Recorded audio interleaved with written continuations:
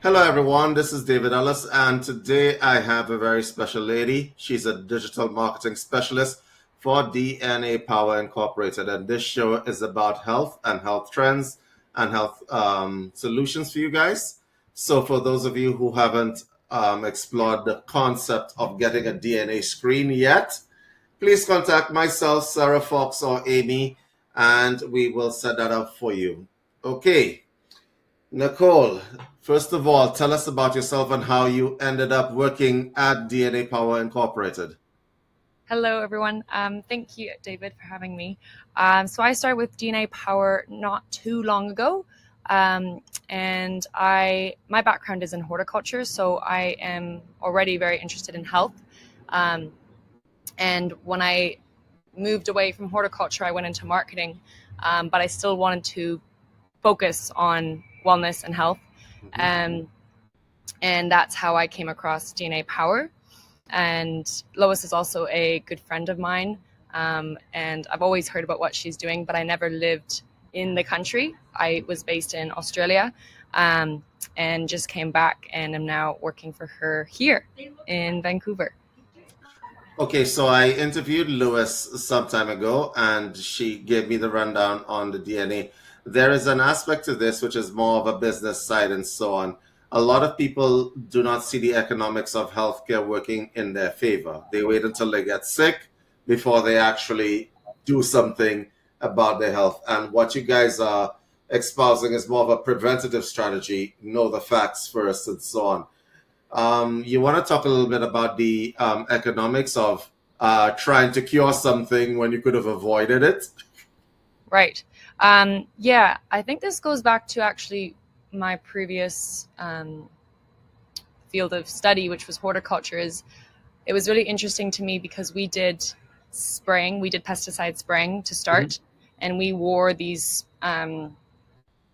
full body suits from hands to toes, covered. And I was always interested in health before then, but it was really the act of doing that when I realized how covered I am, and then spraying food that we eat. I had to do the action to actually make myself realize how scary that was, and how this just the circle of the food life just didn't make sense to me. That was, I guess, the biggest. It was helpful to do that, because then I realized I don't want to do that. I would like to do that. Okay, I really need to pick your brain here. So you are actually part of the people who spray foods and so on, right? Yeah. Okay, the reason you were wearing a hazmat suit was because they know the chemicals are dangerous, right? Exactly, yeah. Why do they spray them if they're dangerous? Mostly because we live in a time where there's a lot of people. The world's quite populated, and we need a lot of food to be produced. And the only way for them to do that was basically producing a large amount. And the way to keep the crops was, in their what they valued was having how can I say, like a large amount of food for the people. I see. But the way to do that without it getting the shelf life. disease they would have to spray.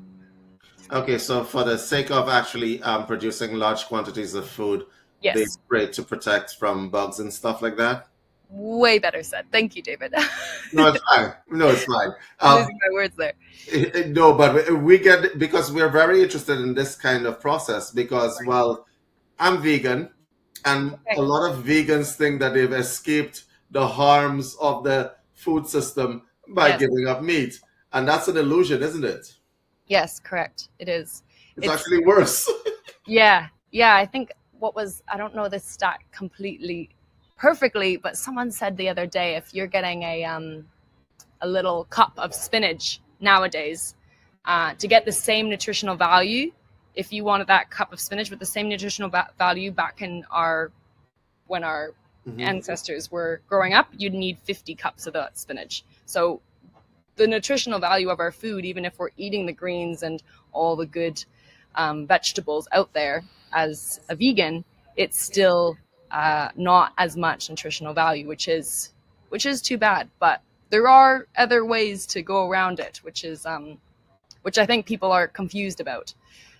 I actually want to stay on the horticultural Yep. concept because this is your area of expertise, and this is a wonderful thing for the audience because we talk about this stuff often, but we never really had somebody who was actually in that industry before on the show.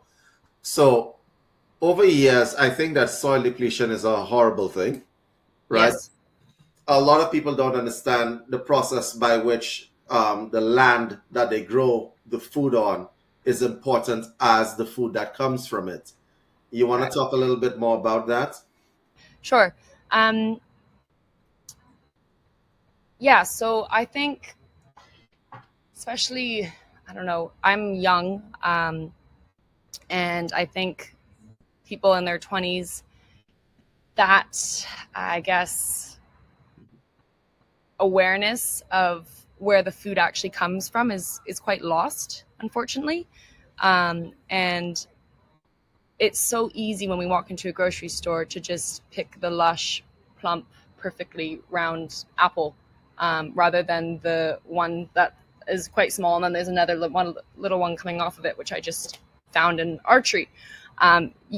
The food industry would never allow that because it doesn't look perfect. And when I was living in Australia, this reminds me, there's probably a similar brand in Canada, but we had a brand, and it was called, what was the name?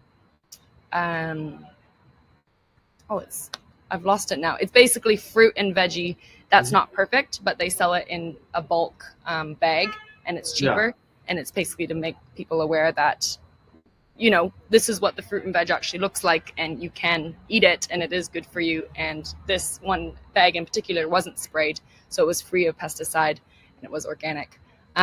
So yeah, I think there is some little industries are putting things out there like that example. But I do think when I look at people in my generation, there is no connection to food. There is no understanding of where it came from because we've lost that connection. I don't think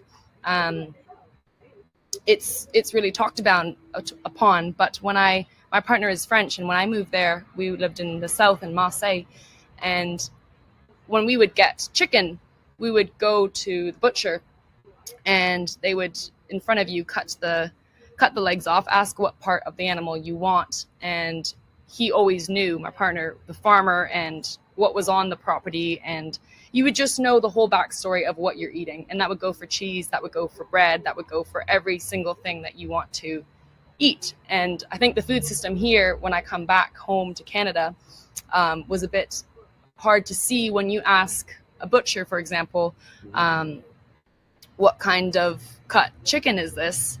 There is a lack of knowledge even for the people at the butcher. They are just saying the farm's local. Like they're it's hard to find, I guess what I'm trying to say is that connection to where the actual product came from, whether it's meat or produce.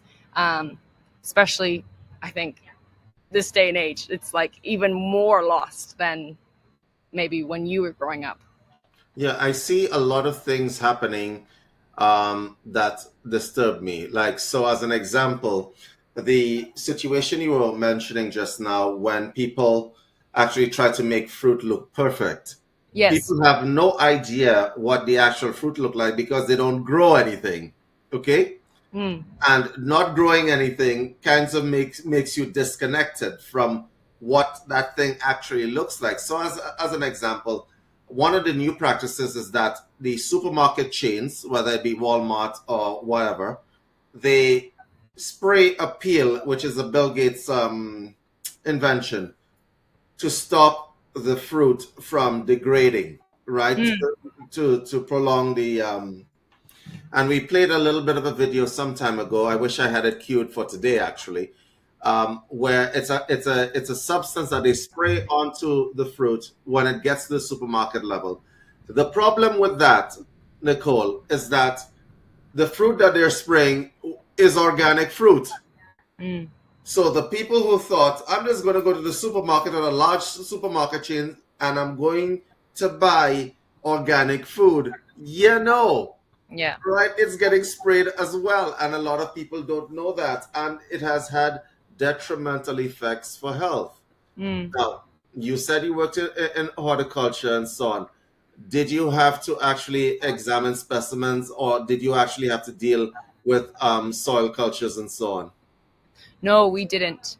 There was other people around that I saw did, but I didn't have any part in that. No.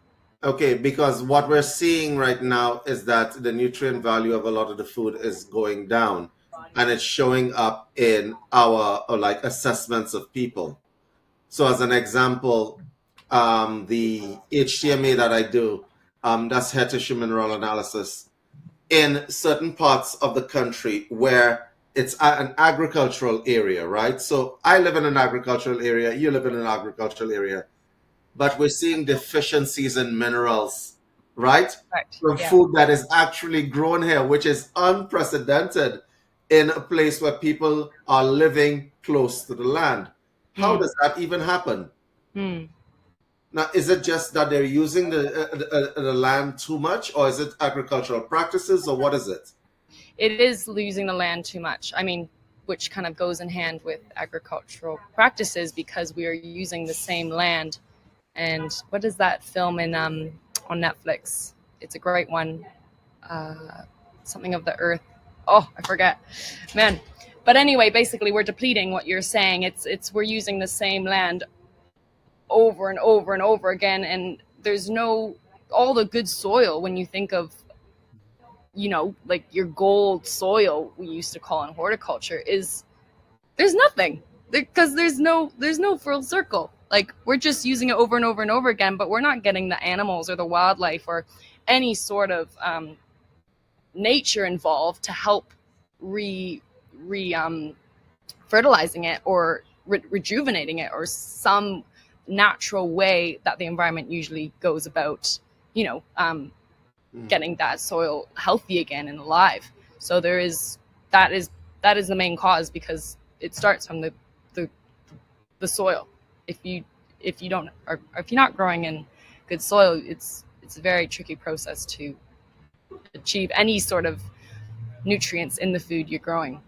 Yes, and then there is the whole concept of the impact on the health of the population, right? Yes. Yeah.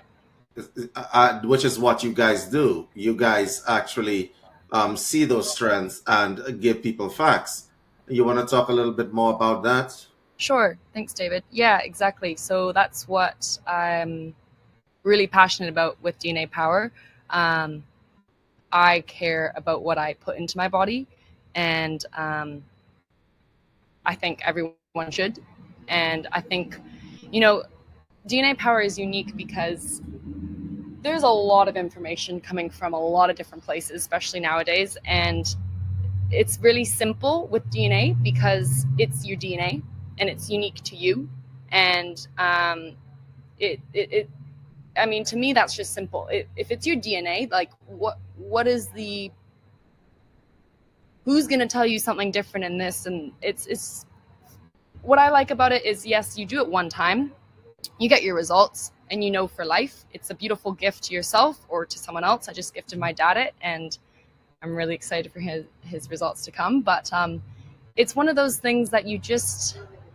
I used to go to a naturopath, and I used to do the because I never felt good in my gut, and I used to do the urine sample, and that's great, but it's not for life. It's not. It's temporary, and the beauty with DNA is you do it one time, and that's it. You have it for life. It's your DNA, and it's like 100%. Like you can't think, oh, maybe that didn't work, or maybe this. Like it's your DNA. It's you, and it's unique to you. Mm-hmm. And yeah, it's unique. I think, especially with DNA Power, because it does go into a lot of different fields of diet, which I'm really interested in, like food tolerances, But then also, like detoxification, inflammation.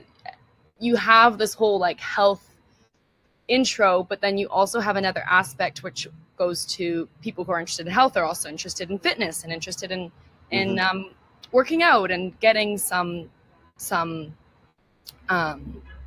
life into the body, what I believe, and they also go into that. So when I got my results back, I was really interested to see that, it's actually, as an example, I've been doing weights and lifting. I was doing CrossFit and doing all these quite manually demanding sort of exercises for the body. And once I got my DNA results, I realized actually my endurance would be way more helpful if I actually just stuck to running and stuck to swimming and things like this. And it's interesting because I knew it wasn't really working, but I kept doing it because I didn't know. I don't know. I just didn't know.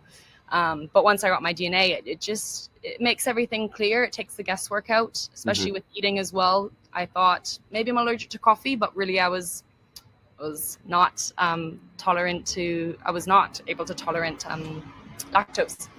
So it's just little things like that. And then we also get into like disease and Alzheimer's, and emotional eating was super high on mine. I was like, I knew it, but it's just one of those things. You got to see 100% the score to really understand. Oh yeah, that's why. Yep. I want to ask you a question because you seem very interested in a natural way of living. You did horticulture, which is not something someone your age would have normally, if they said, "Oh, I want to do horticulture." I don't know how you got into. I'm going to ask you that question eventually. All right, all right. For a lot of people watching this broadcast, your lifestyle would seem hard for them because they're busy. They got kids. They got this. They got jobs and so on. If you were to give these people some advice on how to live a little bit more naturally and healthier, what would it be based on your expertise? I like that question. I think a big part that I noticed helped me massively is the morning and the evening, and starting off the morning with something that really works for the body. For example, feeling the sun on your face, that natural environment that we have, putting yourself into nature, whatever way, going for a walk in the forest, or finding a stream and putting water on your face, or just getting out on your deck or in your living room and just moving the body. Finding something slow to naturally wake yourself up. And it's hard. Like my alarm clock is my phone. And, when we look at our phone to turn it off, we sometimes look at our phone. And I've just kind of put in a mental note that I'm going to do that phone stuff, that social media, that whole other space after I've kind of connected myself. Because if I don't connect myself at the beginning of the day, the whole day, I'm not there. I wouldn't be able to talk with you like I am now. It would just be. Yeah, I'm laughing because the phone thing, you're a digital marketing specialist, so Yes. the balance is going to be very difficult for you, yeah? Yes, yeah. Hence why I wanted the call later. Later in the day than in the morning. Because mornings for me are precious. And yeah, I guess bringing movement to the body is really good in whatever form people would like to do.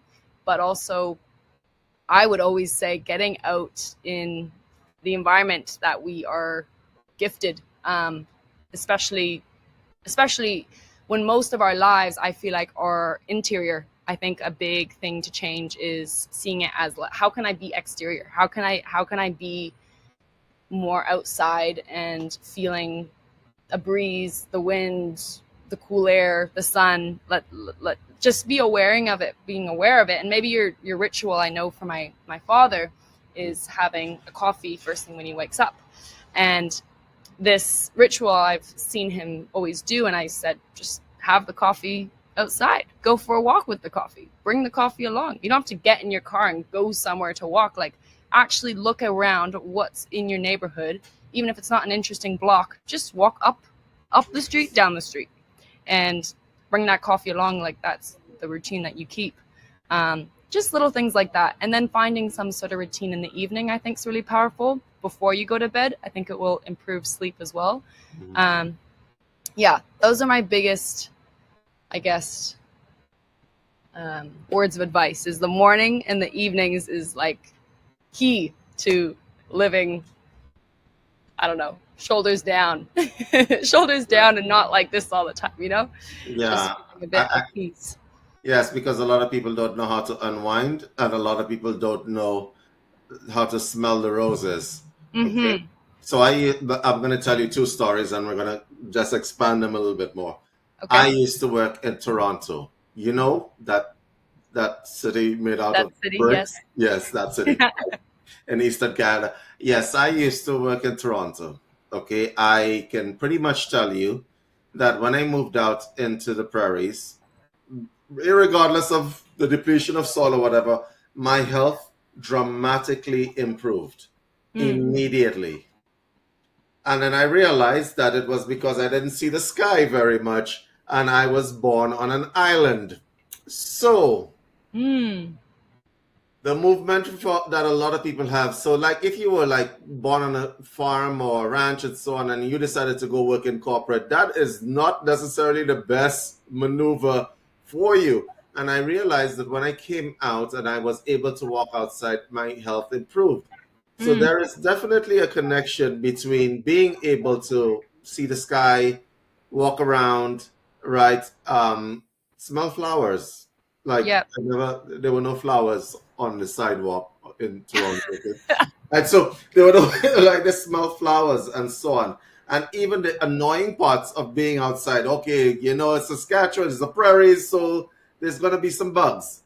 Right. Even that actually made me healthier. Even the annoyances did. I believe it. That's And amazing. so I think that is there is that. The other issue is that the food sources, since I came here, I met farmers.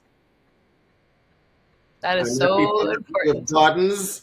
Yeah. Find yourself a farmer, is what I say on most shows. Go get yourself a farmer and make friends with that man. That man Yes. might save your life one day. You know, zombie apocalypse coming and all. Right? That man may save your life one day. And what happened this year was that a friend of mine gave me what do you call them, seasonals or annuals, and there was basil. Oh, nice. It was in a little plant pot, and I don't have a green thumb. My thumb is fully brown and black. Okay, so I don't have a green thumb. So they gave me this little garden thing. It was just a pot with like these things growing. It was chives, it was tomatoes, and it was basil. Okay. And I'm like, these plants are going to die. I know nothing about them. Okay. So I had them outside and they were growing, and I did what she said. I watered them and stuff like that. And the elation when the tomatoes suddenly came forward and were like red. And I'm like, happy. Wow. Like I did that. But I Yeah. didn't do that, right? And I actually used the basil in my cooking. All right. And I'm like, that's different. That's a different feeling. And it didn't take a lot of effort. So you live naturally for a lot of time. You came from Australia, right? Right? And you lived in Western Australia. We talked about that earlier in the show. You want to give some people some advice on how they can make their living a little bit more healthy, even if it's just a little bit of gardening. It wasn't backbreaking gardening that I did. I just watered the thing, and all Wow. of a sudden a whole bunch of tomatoes started coming. And I had salad That's for beautiful. a while. So give people some advice on what they can do, what they can grow, how difficult it is, what are the costs involved, these kinds of things. Right. The biggest piece of advice I could give, and this may be bizarre for people to hear, but I spent $200 on 3 chickens and it was the best $200 I've ever spent on my life. It was really unique, and I get maybe some people are living in an apartment and that's not possible whatsoever, but if it is possible, I would suggest buying chickens, or maybe some friend has chickens that they can give you.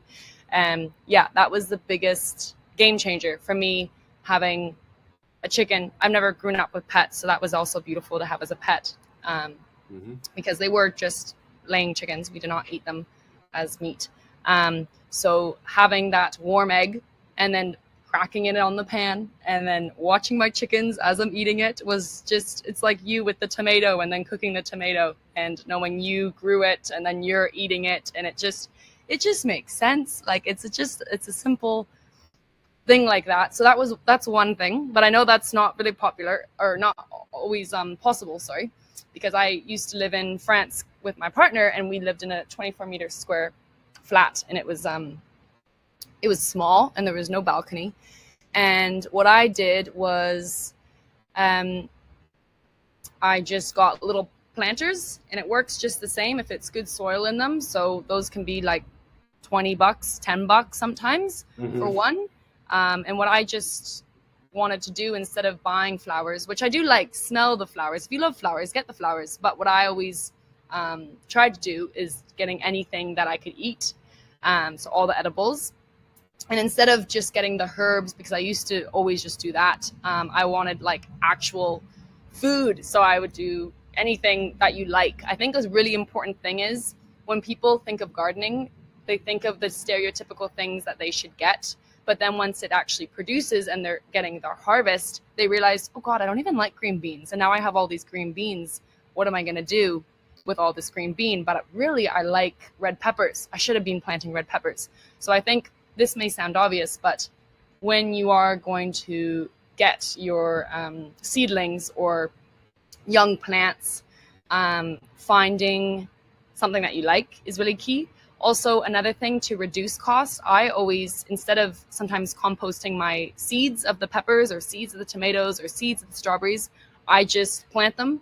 I put the seeds in the soil, cover it with soil, not too deep. It depends for each. You'll find on Google some information on how to plant it perfectly. But basically, if you don't want to buy any seedlings or young plants, you can just use what you're eating from the grocery store. Hopefully, maybe it's from a farmer's market, so that seed is actually organic. And then you just plant that, and that is your plant.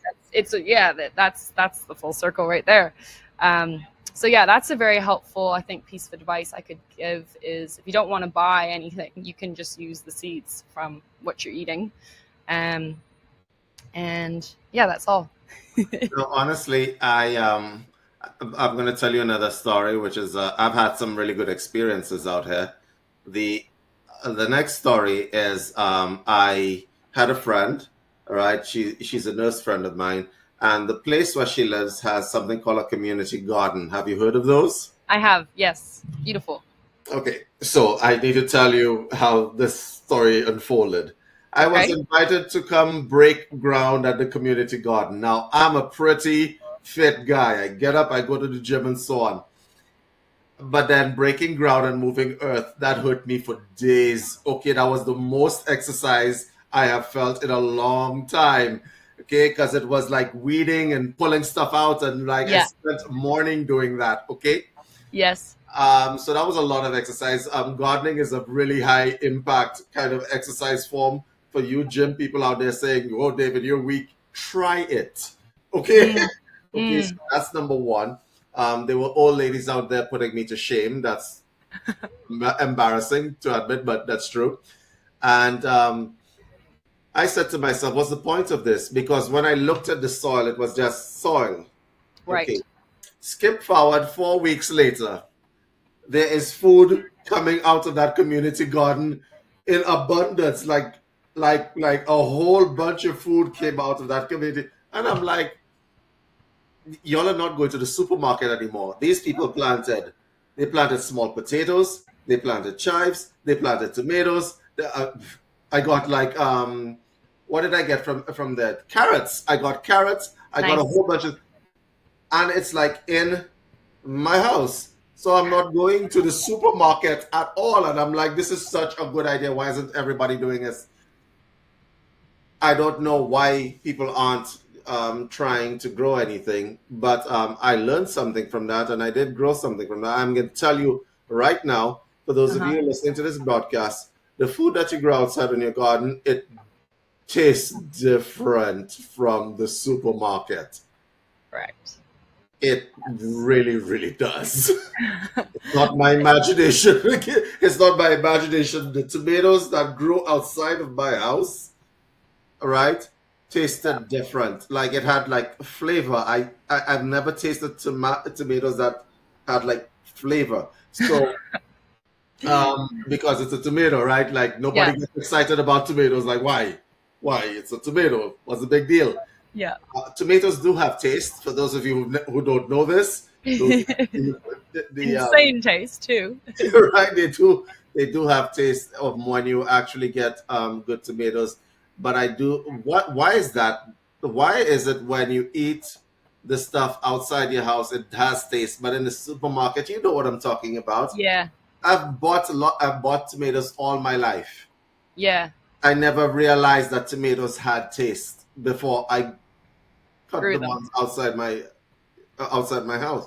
So why is that? Is that the chemicals? Is that the soil depletion? What goes on there? It's both. It's from the start. I think they like the system from the start is already, since it's starting from this depleted soil, it's already, I mean, not that great when it's being grown. So it already doesn't really have, compared to your soil in that community garden, which people use as composting, and maybe they add extra, chicken poo fertilizer. Who knows? The soil that we're getting from the supermarket is already depleted, but then once it's grown, it's being sprayed. So it's like there's from the start, it's already kind of going downhill, which is too bad. But that's the thing is, they're still in business, and we're still seeing them everywhere. Supermarkets is because people will They want buy. the convenience. They want the They convenience. want the convenience, exactly. And it is a lot of work to garden. Well, not so much actually, but the idea, I think, can sound like a lot of work. When you actually do it, it's not. And it's also a really natural workout, because I'm also waking up and trying to go to the gym, and sometimes just being in the garden and weeding and digging is We'll do just it for you every time. as good of a workout. Hey, yeah, it's Yeah. not too bad at all. So yeah, but yeah, to answer your question, I think it's from the very start of that plant or seed that's planted. It's when it gets to our hands, the whole cycle that it come to us has been. There's nothing really that great about it. It's already been sabotaged. The food has Yes, it's already already been been sabotaged. Thank you, David. That is it. sabotaged. So I suppose my next question would be, you got into DNA power specifically for the reason that you wanted to understand and help people and help your family and friends. Okay. Correct. Um, there's some people who are thinking, is this DNA test worth it? So you want to speak about that? Sure. I mean, I was a bit apprehensive when I heard about it too, as I think most are, and a bit confused that DNA can tell you all this stuff. I don't know much about DNA, so I was a bit Mhm. like, what? Like, how does this work? And yeah, even I think really doing the swab, you're kind of understanding, okay, this is actually how it works. It's getting the insides of my cheeks, like, okay, all the molecules are absorbing on this little swab. But it is I think doing it made me understand a bit more how it actually is getting processed and getting sent to the lab and the whole assembly line. But I think the the the main attraction to me was how accurate it is. Yeah. and how there's so much information coming from all different directions, and it's so hard to understand what is real, what is fake. And DNA to me just was real. It just made sense. And I think that was the biggest um, seller point for me, at least. And also, I know people are quite interested in their health these days, especially now more than ever because of what I think is happening in our day and life, our world right now. So we should be more interested, and people are, but it is hard when there is so much different information coming at you. Yeah. I think a lot of people tend to um, go from the position of, I don't want to know. Yes. Yep. Yeah. They go Yeah. from the position of, I don't want to know. Like if I have a predisposition, I don't want to know because it means that I might have to change something. So, as an example, if your DNA results come back with smoking is absolutely poisonous to your health, Right. They don't want to know. and Yeah. it's that living in ignorance that is causing a burden on our healthcare system, right? Right. Before you spend $1 million to try to deal with a diagnosis, spend a couple $100 and deal with the prevention. That's my motto, and it's not like it's $100 for life. So that's a major thing. I'm trying to understand the concepts that people have in their head. I don't want to know. If something was going wrong with me, I would definitely want to know. Yeah, exactly. I came to DNA Power without something that was wrong with me. And I think for people that are struggling with something, it's even more of a cure to go. But I think even for people who don't have something necessarily wrong with them but are interested in their health, which was where I was coming from, it's very beneficial because you either find out things that you didn't know, you're taking the guesswork out as a whole, but then it's also it's just this tool, it's just this reassurance that's helping you for your future and for your future of life. Like there's no once you have the results, it's you have the results for life. Like it's not going to change. And I think that for me was a big one. I'm just going to plug in my computer, David. I'm sorry. I'm losing Okay, that's fine. connection or battery. I think a lot of the people who are there, who are listening to this broadcast, the reason why I specifically would want to deal with DNA Power is because they have people like Nicole working for them, who's a horticulturalist. So she understands aspects. It's not just about the DNA, it's about basically a whole lifestyle and strategy that they have going on there. So this is why I would promote this company over like just about anything else that there is out there. The other issue that I want to say, and I want you to open this to you, Nicole, if there's anything else you want to tell us about our health, in terms of how we can make changes that are sustainable, or just about the company that you are representing, the segment is open. The floor is yours. Thank you, David.